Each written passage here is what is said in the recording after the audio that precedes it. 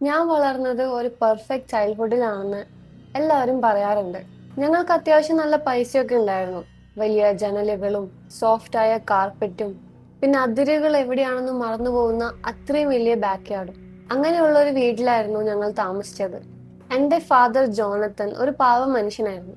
സ്കൂളിൽ പോകുന്നതിന് മുന്നേ രാവിലെയും കിടക്കുന്നതിന് മുന്നേ രാത്രിയിലും പുള്ളി പ്രയർ ലീഡ് ചെയ്യായിരുന്നു. വളരെ കോൺഫിഡൻസോട് കൂടിയായിരുന്നു പുള്ളി സംസാരിച്ചിരുന്നത്. എന്റെ അമ്മയെ കാണാൻ ഭയങ്കര ഗ്രേസ് ഉള്ള ഒരാളായിരുന്നു. അമ്മ കവിതകൾ വായിക്കുമായിരുന്നു, നല്ലോണം കുക്ക് ചെയ്യും. പിന്നെ ഞങ്ങൾ എന്തെങ്കിലും പറയുന്നതിന് മുൻപേ മനസ്സ് വായിക്കാൻ അമ്മയ്ക്ക് അറിയായിരുന്നു.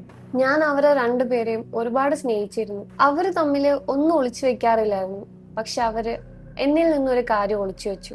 ഞങ്ങളുടെ കൂടെ ഒരു സ്ട്രേഞ്ച് ആയ മനുഷ്യൻ താമസിക്കുന്നുണ്ടായിരുന്നു. ശരിക്കും താമസിക്കുന്നു എന്ന് പറയാൻ പറ്റില്ല.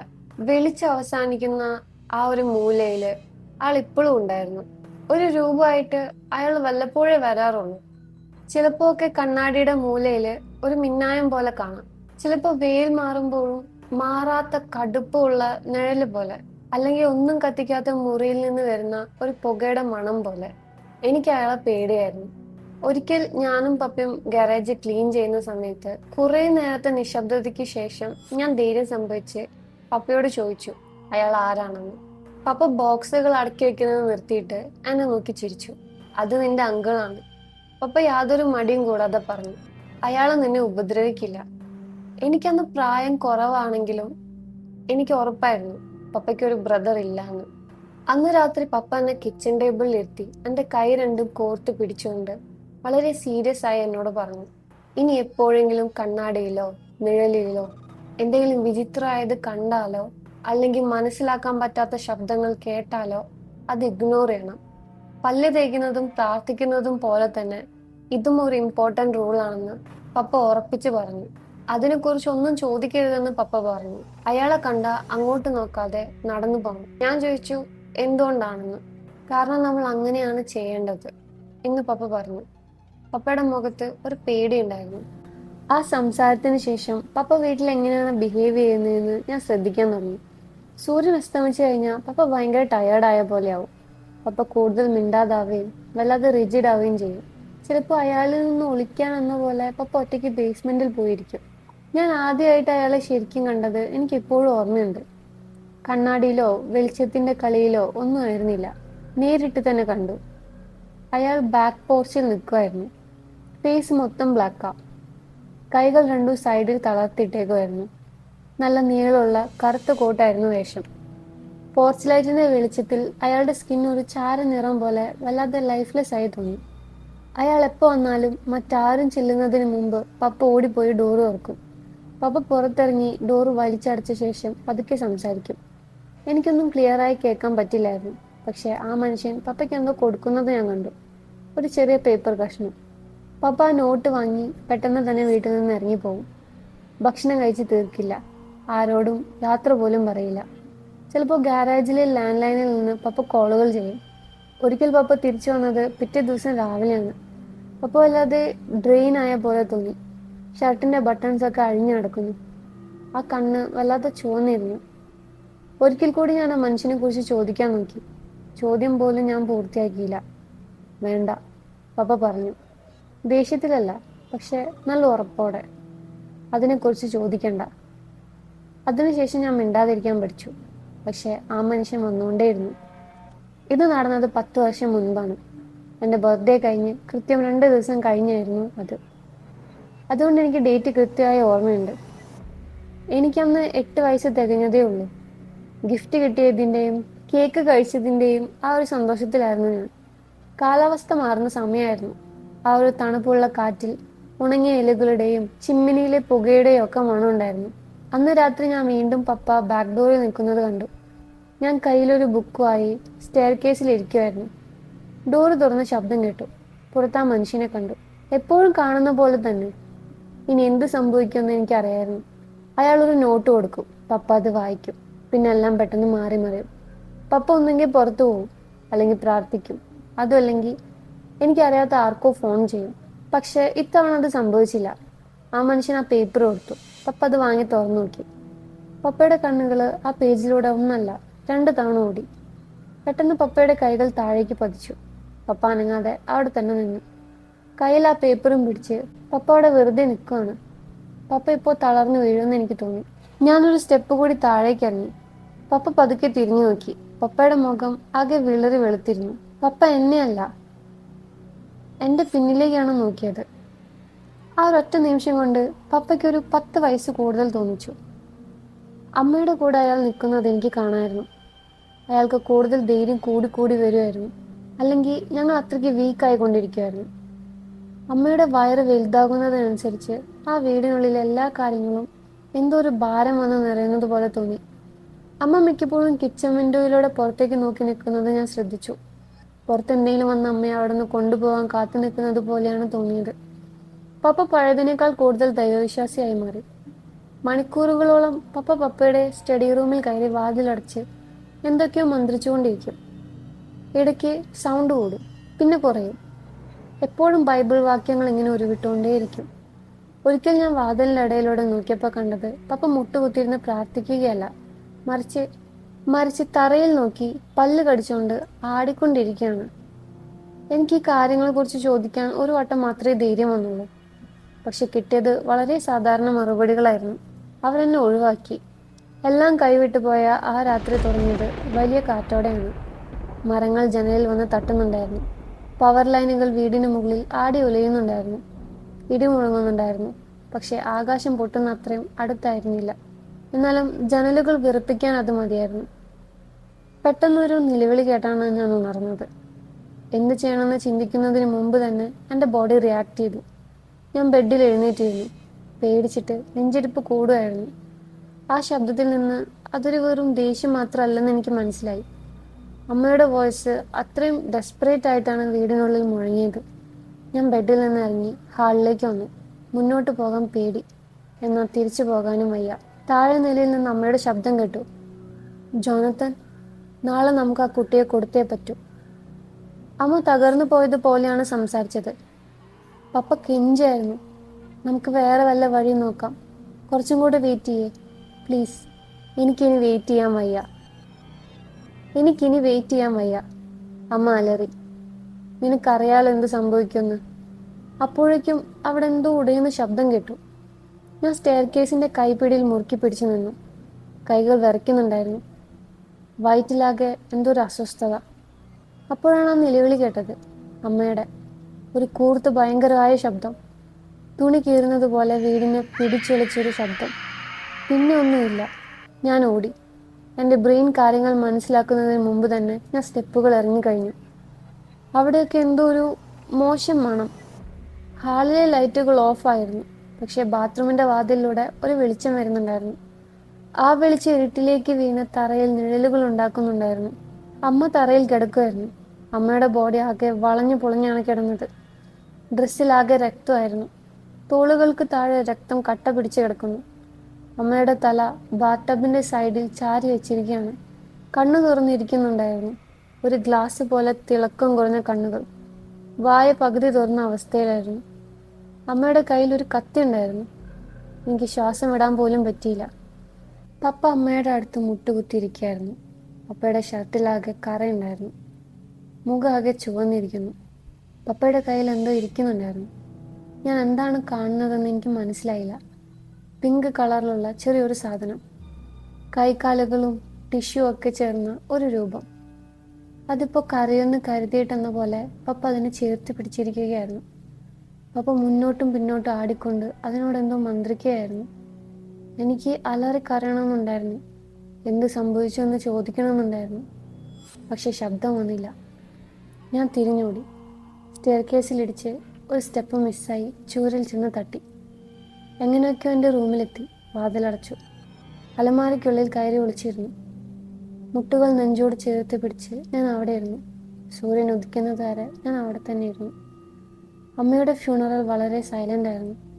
അവിടെ ആളുകളില്ലാത്തത് കൊണ്ടല്ല, മറിച്ച് ആർക്കും എന്ത് പറയണമെന്ന് അറിയില്ലാത്തത് കൊണ്ടായിരുന്നു.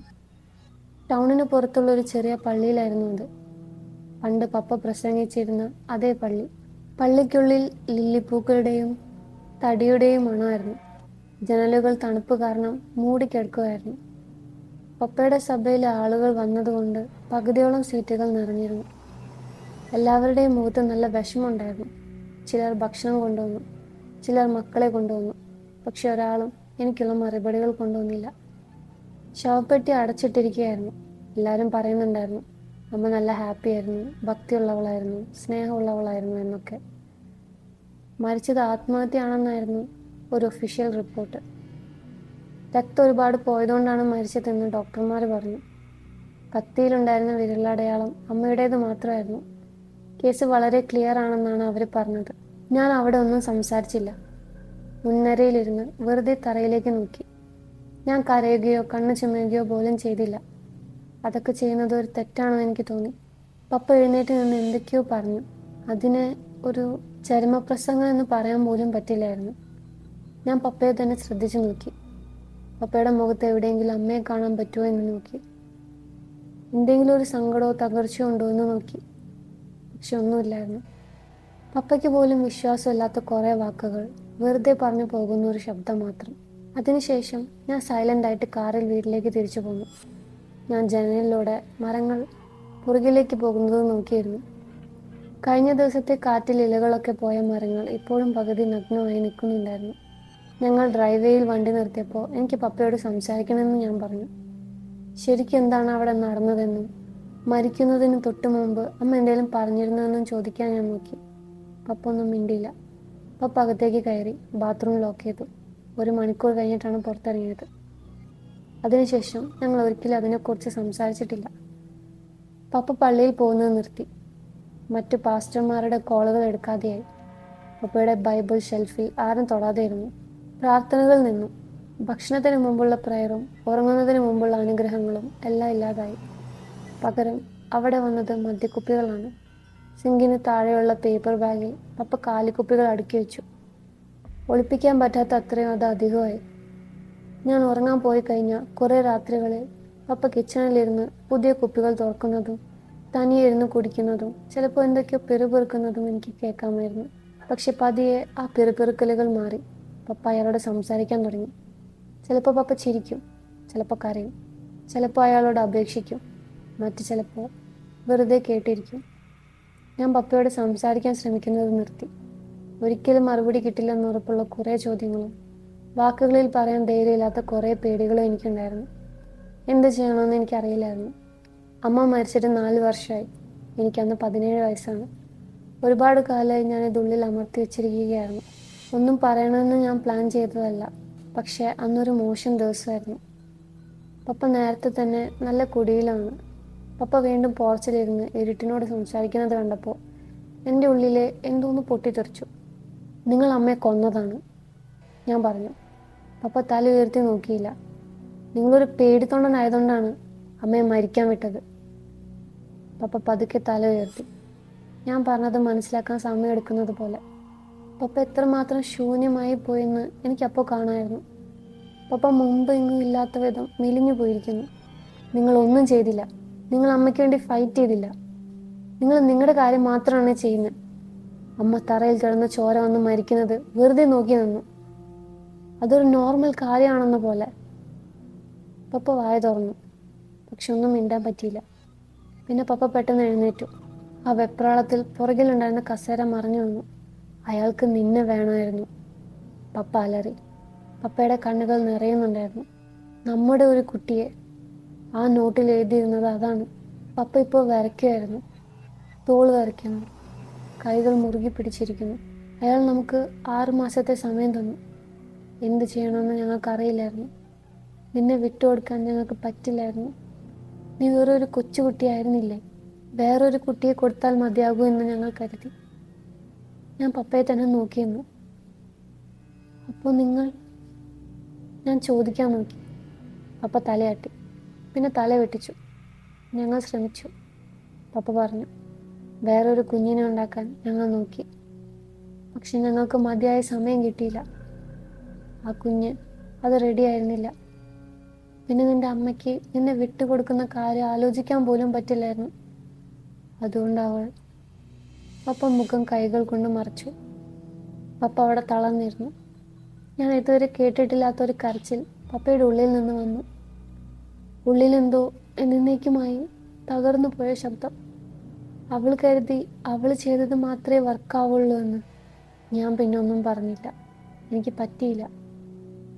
എനിക്ക് പപ്പയോട് ദേഷ്യമാണോ എന്ന് പോലും എനിക്കറിയില്ലായിരുന്നു. എന്ത് തോന്നണമെന്ന് എനിക്കൊരു ഐഡിയ ഇല്ലായിരുന്നു. പണ്ട് പ്രാർത്ഥനകൾ നയിച്ചിരുന്ന, രാത്രിയിൽ എൻ്റെ നെറ്റിയിൽ ഉമ്മ തന്നിരുന്ന ആ മനുഷ്യൻ വാതിൽക്കൽ നിൽക്കുന്നത് ഞാൻ നോക്കിയെന്നു. പപ്പ ഇപ്പോൾ വല്ലാതെ ചെറുതായ പോലെ തോന്നി. പപ്പ കുറേ കാലം മുമ്പേ എല്ലാം ഉപേക്ഷിച്ചതാണ്. മരിക്കാൻ മറന്നുപോയെന്ന് മാത്രം. വർഷങ്ങളായുള്ള സങ്കടം ഒടുവിൽ പുറത്തു വന്നപ്പോൾ പപ്പ സോഫയിലേക്ക് തളർന്നു വീണു. പപ്പയുടെ മുഖം ആകെ നനഞ്ഞിരുന്നു. കണ്ണുകൾ ചുവന്നു. അതൊരു ദുർബലനായ മനുഷ്യൻ്റെ കരച്ചിലല്ലായിരുന്നു, മറിച്ച് സത്യത്തിന് മുന്നിൽ കീഴടങ്ങിയ ഒരാളുടേതായിരുന്നു. ഞാൻ പപ്പയുടെ എതിരെയിരുന്നു. കൈകൾ മുട്ടിൽ വെച്ച് പതുക്കെ ശ്വാസം വിട്ടു. എൻ്റെ സ്കിൻ തരിക്കുന്നുണ്ടായിരുന്നു. കാലുകൾ വേദനിച്ചു. പക്ഷെ ഞാൻ അനങ്ങിയില്ല. എനിക്കറിയണമായിരുന്നു അയാൾ എവിടെ നിന്നാണ് വന്നത്. ഞാൻ ചോദിച്ചു. എൻ്റെ ശബ്ദം ഞാൻ വിചാരിച്ചതിലും താഴ്ന്നതായിരുന്നു. പപ്പ മേൽക്കൂരയിലേക്ക് നോക്കി നിന്നു. കണ്ണുകൾ ഒരിടത്തും മറയ്ക്കാതെ. എനിക്ക് കാണാൻ പറ്റാത്ത എന്തോ അവിടെ ചലിക്കുന്നത് പപ്പ കാണുന്നത് പോലെ തോന്നി. പിന്നെ പപ്പ ഒന്ന് തലയാട്ടിയിട്ട് സംസാരിക്കാൻ തുടങ്ങി. എൻ്റെ അച്ഛൻ. ഓരോ വാക്കും നെഞ്ചിൻ്റെ ഉള്ളിൽ നിന്ന് വലിച്ചെടുക്കുന്നത് പോലെ പപ്പ പതുക്കെ പറഞ്ഞു. നിന്റെ ഗ്രാൻഡ് ഫാദർ എന്തിനോടോ ഒരു ഡീൽ ഉറപ്പിച്ചു എന്ന് എനിക്ക് തോന്നുന്നു. പപ്പ ഉമ്മനീരിറക്കി വായയുടെ വശം തുടച്ചു. എന്നിട്ട് തുടർന്നു. ഞാൻ ജനിച്ചപ്പോൾ ശരിയല്ലായിരുന്നു. ഒരു വികലാംഗന പോലെ. എനിക്ക് നടക്കാനോ മിണ്ടാനോ ശ്വസിക്കാനോ ഒന്നും പറ്റില്ലായിരുന്നു. ഞാൻ ഒരിക്കലും ഒരു നോർമൽ ലൈഫ് ജീവിക്കില്ലെന്ന് അവർ പറഞ്ഞു. ഡോക്ടർമാർ പോലും കൈവിട്ടു. എനിക്കിതിനെക്കുറിച്ചൊന്നും ഓർമ്മയില്ല. ഞാൻ അന്ന് വല്ലാതെ ചെറുതായിരുന്നു. പക്ഷെ ഇതൊന്നും നടക്കില്ലെന്ന് അച്ഛൻ ഉറപ്പിച്ചു പറഞ്ഞു. പിന്നെ ഒരു ദിവസം രാവിലെ ഞാൻ എഴുന്നേറ്റ് നിന്നു. ഞാൻ സംസാരിച്ചു. എനിക്ക് കുഴപ്പമൊന്നുമില്ലായിരുന്നു. പപ്പ കുറച്ചു നേരം ഒന്നും മിണ്ടാതെയിരുന്നു. എന്നിട്ട് സ്വന്തം കൈകളിലേക്ക് നോക്കി. അപ്പോഴാണ് അയാൾ വന്നത്. എനിക്ക് സുഖമായതിനു ശേഷം അയാൾ ഞങ്ങളുടെ വാതിൽക്കൽ വന്നു. അവിടെ വെറുതെ നിന്നു. അച്ഛൻ അറിയാമായിരുന്നു അയാൾ ആരാണെന്ന്. എങ്ങനെയെന്ന് എനിക്കറിയില്ല, പക്ഷേ അച്ഛനതറിയായിരുന്നു. പപ്പ അയാൾ അകത്തേക്ക് കയറ്റി. പപ്പ തല ഉയർത്തി എൻ്റെ കണ്ണുകളിലേക്ക് നേരിട്ട് നോക്കി. അച്ഛൻ അയാൾക്ക് വേണ്ടി കാര്യങ്ങൾ ചെയ്തു കൊടുക്കുമായിരുന്നു, ഞാൻ ഇപ്പോഴും ചെയ്യുന്നത് പോലെ. പപ്പ സോഫയിലേക്ക് ചാരിയിരുന്നു. പപ്പയുടെ ശബ്ദം ഇപ്പോൾ വരയ്ക്കുന്നുണ്ടായിരുന്നു. ആദ്യത്തെ നോട്ടിൽ എന്തായിരുന്നു എന്ന് എനിക്കറിയില്ല, പക്ഷേ അതിനുശേഷം നടന്ന കാര്യങ്ങൾ എനിക്ക് ഓർമ്മയുണ്ട്. അവളുടെ കസിൻ കാണാതായി. പിന്നെ എൻ്റെ അങ്കിളും. ഒരു ദിവസം ആ മനുഷ്യൻ പറഞ്ഞത് ചെയ്യാൻ എൻ്റെ ഗ്രാൻഡ് ഫാദർ സമ്മതിച്ചില്ല. തനിക്ക് അയാളെ എതിർക്കാൻ ശേഷിയുണ്ടെന്ന് പപ്പ കരുതി കാണും. പപ്പ തലയാട്ടി. താടിയാകെ മുറുകിയിരുന്നു. ഞങ്ങളുടെ ഫാമിലിയിലുള്ള ആളുകളെ അയാൾ പിടിച്ചുകൊണ്ടുപോയി, എൻ്റെ അച്ഛൻ ഉൾപ്പെടെ. ഒരു കാരണമല്ലാതെ എല്ലാവരും പോയി. അതെന്താണെന്ന് പോലും എനിക്കറിയില്ല. പപ്പ പറഞ്ഞു. അച്ഛൻ എന്നോടൊന്നും പറഞ്ഞിട്ടില്ല. ചിലപ്പോൾ പപ്പയ്ക്കും അറിയില്ലായിരിക്കും. ചിലപ്പോൾ ആ ഡീലിൻ്റെ ഭാഗമായിരിക്കും അത്. ഒന്നും അറിയാതെ അയാൾക്ക് വേണ്ടി പണി ചെയ്യുക എന്നത്. അയാൾ നമുക്ക് വെൽത്തും ലക്കും ഒക്കെ തരും. അതിനങ്ങനെ വിളിക്കാമെങ്കിൽ. പപ്പ തൻ്റെ മുടിയിലൂടെ കൈ ഓടിച്ചു. എന്നിട്ട് കൈ മടിയിലേക്കിട്ടു. പപ്പ ദീർഘമായ ഒരു ശ്വാസം വിട്ടു. ഞാൻ അയാളെ ശപിക്കുകയാണ് മോനെ. എൻ്റെ അച്ഛനെ ഞാൻ എല്ലാ ദിവസവും ശപിക്കും. പപ്പ എന്നെ അന്ന് ആ ഇരുന്ന അവസ്ഥയിൽ തന്നെ വിട്ടിരുന്നെങ്കിൽ ഇതൊന്നും സംഭവിക്കില്ലായിരുന്നു. ചിലപ്പോൾ എനിക്ക് ചെറിയൊരു ജീവിതമേ ഉണ്ടാവുള്ളായിരുന്നു. ഒരു പക്ഷേ സമാധാനമുള്ള ഒന്നായിരിക്കും, പക്ഷെ അതൊരു റിയൽ ലൈഫായിരുന്നു. പിന്നെ നിനക്കിതൊന്നും അറിയേണ്ടി വരില്ലായിരുന്നു. പപ്പയുടെ ശബ്ദം വീണ്ടും ഇടറി. ഇത്തവണ പപ്പ കണ്ണുനീർ തുടച്ചില്ല, അത് ഒഴുകാൻ വിട്ടു. ഞാനൊരു അച്ഛനാവേണ്ടവനാണോ എന്ന് ഞാൻ ഇപ്പോഴും ആലോചിക്കായിരുന്നു. ഈ ഭാരം മറ്റൊരാളിലേക്ക് കൈമാറാൻ വേണ്ടി ആയിരിക്കോ അയാൾ എന്നെ ജീവിക്കാൻ അനുവദിച്ചത്? പപ്പ എൻ്റെ നേരെ തിരിഞ്ഞു. ഇത്തവണ പപ്പ സ്ട്രോങ് ആണെന്ന് കാണിക്കാൻ ശ്രമിച്ചില്ല. I am sorry. ഞാൻ ഇത് അവസാനിപ്പിക്കേണ്ടതായിരുന്നു. ഞാൻ എന്തെങ്കിലും ചെയ്യണമായിരുന്നു. എനിക്കറിയില്ല. എനിക്ക് എന്ത് ചെയ്യാൻ പറ്റുമായിരുന്നു എന്ന് എനിക്കറിയില്ല. പക്ഷെ ഇതല്ലാതെ മറ്റെന്തെങ്കിലും ഞാൻ ചെയ്യണമായിരുന്നു. പപ്പയുടെ വാക്കുകൾ എൻ്റെ ഉള്ളിൽ തട്ടി. എൻ്റെ നെഞ്ച് കത്തുമായിരുന്നു. ഒരുപാട് കാലമായി ഞാൻ പപ്പയെ വെറുക്കുമായിരുന്നു. അതെങ്ങനെ നിർത്തണമെന്ന് എനിക്കറിയില്ലായിരുന്നു. പക്ഷെ പപ്പ ആ വാക്കുകൾ പറഞ്ഞതും പപ്പയുടെ കണ്ണിൽ ആ തകർച്ചയും കണ്ടപ്പോൾ ഞാൻ ആകെ ഇല്ലാതായിപ്പോയി. അമ്മ മരിച്ചതിന് ശേഷം ആദ്യമായിട്ടാണ് ഞങ്ങൾ രണ്ടുപേരും ദേഷ്യപ്പെടാതെ ഇരിക്കുന്നത്. പപ്പ സോഫയിലേക്ക് ചാരിയിരുന്ന് സീലിംഗിലേക്ക് നോക്കി. പപ്പയുടെ ചുണ്ടുകൾ അനങ്ങുന്നുണ്ടായിരുന്നു. പപ്പ എന്തൊക്കെയോ സ്വയം മന്ത്രിക്കാണ്, എനിക്ക് കേൾക്കാൻ പറ്റാത്ത അത്രയും താഴ്ചയായ ശബ്ദത്തിൽ. ഒടുവിലെല്ലാം കൂടി പപ്പയെ ഉറക്കത്തിലേക്ക് കൊണ്ടുപോയി. പപ്പ കണ്ണടച്ചതിന് ശേഷം ഞാൻ കുറെ നേരം അവിടെ തന്നെ ഇരുന്നു. പുറത്തെ കാറ്റിന്റെ ശബ്ദവും ഫയർ പ്ലേസിന് മുകളിലുള്ള ക്ലോക്കിന്റെ ടിക് ടിക് ശബ്ദവും ഞാൻ കേട്ടുകൊണ്ടിരുന്നു. ഒടുവിൽ ഞാൻ എഴുന്നേറ്റ് ആ മുറിയിൽ നിന്ന് ഇറങ്ങിയപ്പോൾ വീടാകെ സൈലന്റ് ആയിരുന്നു. ഞാൻ ഹാളിലേക്ക് നടന്നു. എങ്ങോട്ടാണ് പോകേണ്ടതെന്ന് എനിക്ക് ഉറപ്പില്ലായിരുന്നു. എന്റെ നടത്തം വളരെ പതുക്കെയായിരുന്നു. മനസ്സാകെ അസ്വസ്ഥമായിരുന്നു. പെട്ടെന്ന് എനിക്കത് ഫീൽ ചെയ്തു. എന്റെ തോളിൽ ആരോ തൊട്ടു. ഞാൻ പേടിച്ചു പോയി. ഞാൻ പതിയെ തല തിരിച്ചു നോക്കി. അയാൾ എന്റെ തൊട്ടു പിന്നിൽ നിൽക്കുന്നു. കണ്ണാടിയിലെ നിഴലോ അതോ രൂപമോ ഒന്നുമല്ല. അയാൾ മുഴുവനായിട്ട് എന്റെ മുന്നിലുണ്ട്, ഒരു സാധാരണ മനുഷ്യനെ പോലെ. അയാളുടെ കോട്ടിലെ വരകളും കോളറിലെ മടക്കുകളും ആ തുണിയുടെ പഴക്കവും ഒക്കെ എനിക്ക് കാണാമായിരുന്നു. അയാൾക്ക് നല്ല ഹൈറ്റ് ഉണ്ടായിരുന്നു. സ്കിൻ വിളറി വെളുത്തതായിരുന്നു. ഒരു ഡെഡ് ബോഡിയെ പോലെയല്ല, ഒട്ടും ചോരയില്ലാത്തതുപോലെ. അയാളുടെ മുഖം നീണ്ട് ഒരു ഭാവവും ഇല്ല. അയാളുടെ കണ്ണുകൾ, അതെനിക്ക് ഓർത്തെടുക്കാൻ പറ്റുന്നില്ല. അയാൾ അയാളുടെ കൈ നീട്ടി. അതിലൊരു നോട്ടുണ്ടായിരുന്നു. ഞാനത് വാങ്ങാൻ നോക്കിയില്ലെങ്കിലും എൻ്റെ കൈ തനിയെ അങ്ങോട്ട് നീങ്ങി. എൻ്റെ വിരലുകൾ അയാളുടെ കയ്യിൽ നിന്ന് ആ പേപ്പർ വാങ്ങി. അതെൻ്റെ കയ്യിലെത്തിയ ആ സെക്കൻഡിൽ അയാൾ അവിടെ നിന്ന് മാഞ്ഞുപോയി. ഞാൻ ആ പേപ്പർ നിവർത്തുന്നതിന് മുൻപ് കുറെ നേരം അതിലേക്ക് നോക്കി. എൻ്റെ കൈകൾ വിറയ്ക്കുന്നുണ്ടായിരുന്നു. തൊണ്ടാകെ വരണ്ടുപോയി.